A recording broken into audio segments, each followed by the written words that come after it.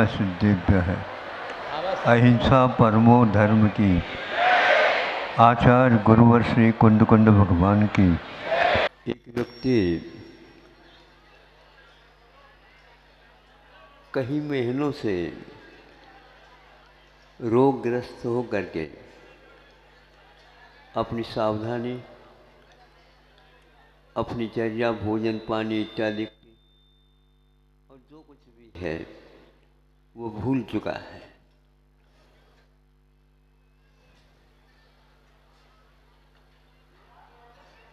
और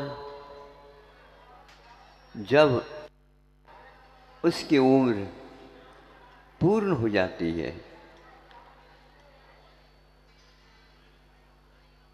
क्योंकि उस समय कोई नहीं था, अथवा यूँ कहना चाहिए योग से उस व्यक्ति को भूल करके परिवार के लोग अन्यत्र कहीं दूसरे गांव या कहीं निमित्त से चले गए। अब मैं पूछना चाहता हूँ, ये वही व्यक्ति है जो महीनों तक बेहोशी में रहा,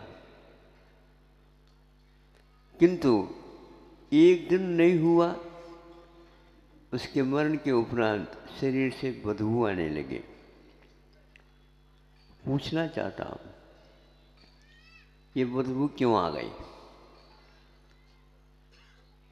जबकि महीनों तक वह होश हवास खो चुका था, किंतु वह जीवित था। और यह जो मरण को प्राप्त होता है वह उसी समय से उसके शरीर में विकृतियां प्रारंभ हो जाती हैं। आप इस शरीर को ही आपा मान करके चलते हो, ये तो सड़न गलन स्वभाव वाला है। आपका स्वभाव तो सुगंधित है, इसके सड़न गलन को भी रोकने वाला है। अब ये भगवान ऐसे बनने वाले हैं जो शरीरातीत होंगे, और वर्तमान में भी वे ऐसे सुगंधित गंध से युक्त हैं जो संसार में किसी के पास उस प्रकार की गंध सुर भी नहीं रहती। वह किसका परिणाम है? वह तीर्थंकर भगवान बनने की साधना का परिणाम। अब आप लोग यहाँ तो आ ही गए हैं, हमारा भी आना यहाँ हुआ है। अब इस जगह का कितना निमित्त बनता देख ले, जितना था उतना तो इस साल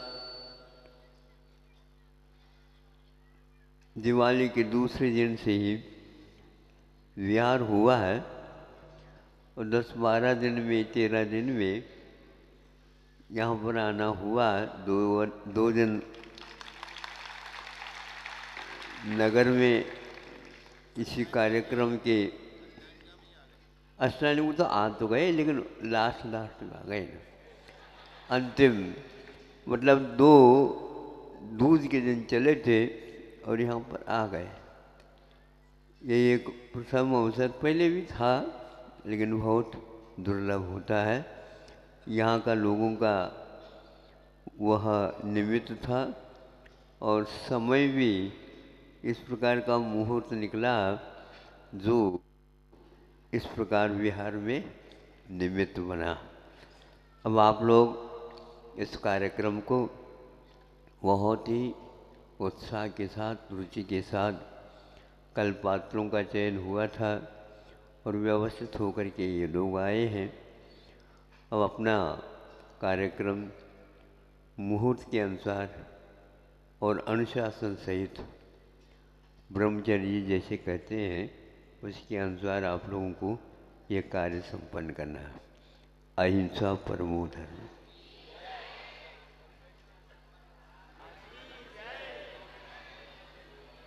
सिद्धेभ्यः ओम नमः सिद्धेभ्यः ओम नमः सिद्धेभ्यः। अहिंसा परमो धर्म की आचार्य गुरुवर श्री ज्ञान सागर मुनि महाराज की जय। पहले से ही बोलियां निश्चित हो जाए तो बहुत अच्छी बात है, ताकि हम बोल सकें। हमारे लिए तो आप लोग कम समय दे देते हो और इनके लिए आप पक्षपात कर देते हो। कहने में कोई बाधा तो है ही नहीं। सुनो, हम वैसे ही संक्षेपवादी हैं। जितना चाहो उतना हम कम करके और पूरा माल दे देते हैं। तभी तो भागते भागते आएंगे।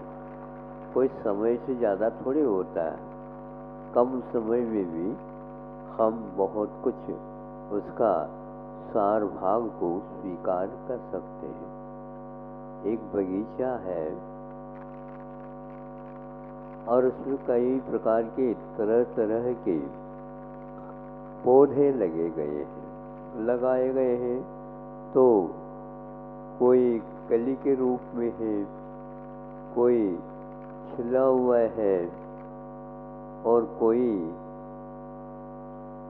खिल चुका है और कोई चौथा नंबर का, वो बाद में बता देंगे वो क्या कर रहा है। एक फूल कह रहा है तुम्हारे नसीब में कुछ नहीं है, तुम्हारे पास गंध है ऐसा कहा जाता है, लेकिन कहीं भी सूंघने के लिए जाओ तो उसमें से कोई गंध नहीं आ रही। ऐसे एक फूल जो खिला है, उसने उस कली से कहा, कली ने कहा कि मैं भी आप जैसे खिलूंगी। हाँ, खिलूंगी और आपसे भी अच्छी खिल करके सब लोगों से अपने स्वभाव के बारे में जानकारी दूंगी, लेकिन आज नहीं, कल पर हम आपको बताएंगे। जैसे आप लोग भी कहते हैं ग्राहकों से आज नगद, बोलो छुपाते क्यों हो? सही सही बात बताना चाहिए। ग्राहक से कभी भी छुपाते नहीं। ग्राहक आपसे भी बहुत आगे का रहता है, इसलिए हाउ कह देना चाहिए, यही ठीक। धीरे धीरे क्यों कहते हो? हाउ नहीं जानते क्या? हाँ देखो, मैं तो एक माइक पर बोल रहा, आपके पास कई माइक है। अब चलो, इस प्रकार संवाद हो गया। एक खिला हुआ एक और फूल है, वह सोचने में लगा। वह खिला भी है, खुला भी है और गुलाबी है, सब कुछ है, लेकिन वह अपनी गंध का पान नहीं कर पा रहा है। जैसे वैरागी होते हैं ना, ऐसे वो तटस्थ हो करके सारे बगीचे का अध्ययन कर रहा है। जैसे आप लोग बाजार में कौन सी दुकान में क्या रेट चल रही है, भाव, फिर आप देखते रहते हैं, उसी के अनुसार अपने भी घोषित कर लेते हैं। तो वह देख रहा है। आखिर तात्कालिक सोचने की अपेक्षा त्रैकालिक सोचना बहुत अच्छा माना जाएगा। आत्मा का स्वभाव त्रैकालिक है। ललितपुर में एक विशेषता है, यहाँ की जनता स्वाध्याय प्रिय भी है। तो हम जो चाहते हैं वो नहीं चाहते, उसके लिए तो आप ताली बजा देते हो। मतलब कुछ लोगों को ने कहा तो सभी लोग स्वाध्यायशील है क्या? तो ये तो बात है। ताली बज गई इसका अर्थ ये थोड़ी कि ललितपुर वाले सारे नियम दे रखे स्वाध्याय का। यदि है तो बहुत अच्छी बात है, लेकिन स्वाध्याय करते करते भी बहुत सारे भूले करते हैं। हम ज़्यादा आपकी तो आलोचना नहीं कर रहे हैं, लेकिन फिर भी आपकी आंखें खुल जाए, आपको समझ में आ जाए, इसलिए हम कह रहे हैं। अब इसके उपरांत वो गंभीरता के साथ पूरे बगीचे का निरीक्षण कर रहा है। तो वह कहता है जो कली के साथ बोल रहा था, आप इतने गंभीर क्यों हो गए भाई साहब, ये बता दो।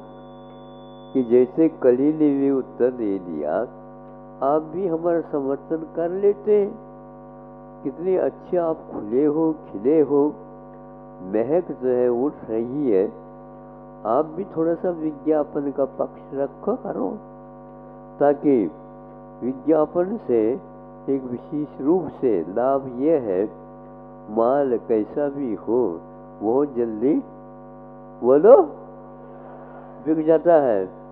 धोखाधड़ी के साथ एक बार खरीद लेगा, दोबारा हमारे जैसा कोई ग्राहक आपके यहाँ आएगा ही नहीं। धोखाधड़ी का जमाना आ गया है, ऐसा समझ करके विज्ञापन का सिद्धांत जो आज की इस शताब्दी से चालू हो गई। पहले सिद्धांत ये था कि कोई भी वस्तु हो जो बेचने योग्य है, उसका मूल्यांकन अपने आप करके ग्राहक कोसों दूर से भी आ जाता है और उसके योग्य उसका मूल्य दे करके वो ले जाता था। आप ज़्यादा आग्रह करोगे ठीक नहीं। त्रैकालिक आत्मा के स्वभाव के बारे में दृष्टिपात करेंगे, अवश्य ही एक गंभीर व्यक्ति के बारे में आपको सही पहचान हो। जब खुल करके बोल रहा था, वो कहता, भाई साहब आप इस बगीचे में, वातावरण में भी इतने गंभीर क्यों हो गए। तो देखो, त्रैकालिक जब शब्द आता है, अपने आप ही हमें गंभीरता की ओर वह ले जाता है। गंभीरता के अभाव में, जल्दबाजी में, उतावली से जो व्यक्ति सौदा करता है, वह धड़ाम से गिर जाता है, अथवा एक प्रकार से वह घाटे में आ जाता है। आप लोग देख रहे चारों तरफ चमक ही चमक हो। मान लिया ये चमक कहाँ से आया, क्यों आया, ये क्या रूप है इसका, आप देखेंगे। आज तो प्रारंभ हो रहा है, नहीं समझे। यह भी दिन आएगा जिस दिन फेरी पड़ेंगे। सुन रहे हो? आओ, जैसे आप लोगों की फेरी पड़ी है और आगे भी पढ़ने को है, आपके अपने बच्चों को तैयार कर रहे हैं, उनकी फेरी निश्चित कर रहे हैं, और आपके तो हो ही चुकी है। अभी हम बताओ, जिस समय आप कंवर साहब जिसको बोलते दामाद, दामाद ये शब्द सार्थक है। दाम को भी ले ले, कन्या को भी ले ले, और दबाते चली जाए जीवन पर्यंत।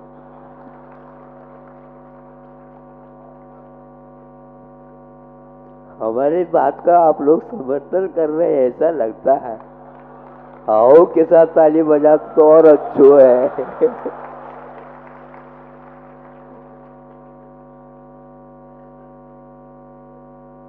ग्राहक से सीधा इस ढंग से बोलना चाहिए ताकि वह अपने आप ही गंभीर हो करके इस बात को स्वीकार कर ले।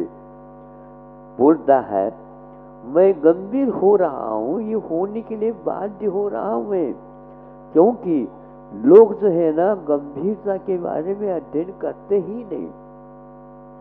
त्रैकालिक जो आप बात बोलते हो, त्रैकालिक स्वभाव किसी भी वस्तु का है तो वह उतावली नहीं कराता, मनमाना नहीं चलता, अपना घर का सिद्धांत नहीं होता।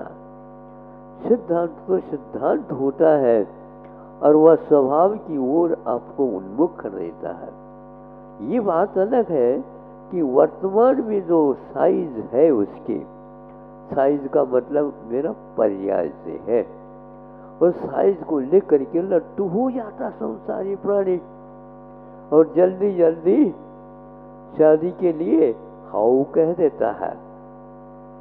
नहीं समझे?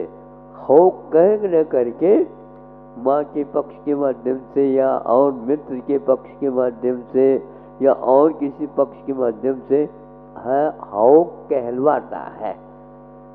नहीं, उसे ही कह रहे हैं, ऐसा नहीं, भीतर से तो है ही, लेकिन जल्दी यह लड़का जल्दी कर रहा है, यह पोल न कहीं खुल न जाए, इसलिए वो दामाद बनने वाला है तो इस ढंग से करा देता।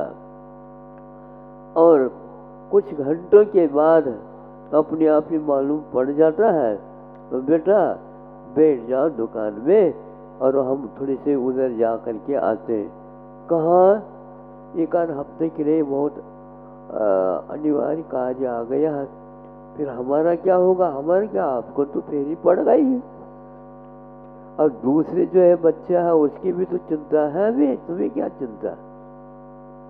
जिसके साथ तुम्हारा संबंध हो गया है, हस्ताक्षर सहित सब कुछ काम हो गया है, अब क्या बोलो आप? एक बार की बात है, हमारा आहार हो गया है किसी एक श्रावक के यहाँ और आहार होने के उपरांत आया है वो कमंड ले करके, और भीड़ भी तो काफी लगी है। तो वहाँ पर बातचीत होते होते उसने कहा, महाराज बच्चे की शादी करनी है, वो करनी है, चिंता बहुत है, आदि आदि, और स्वयं ही बोलता है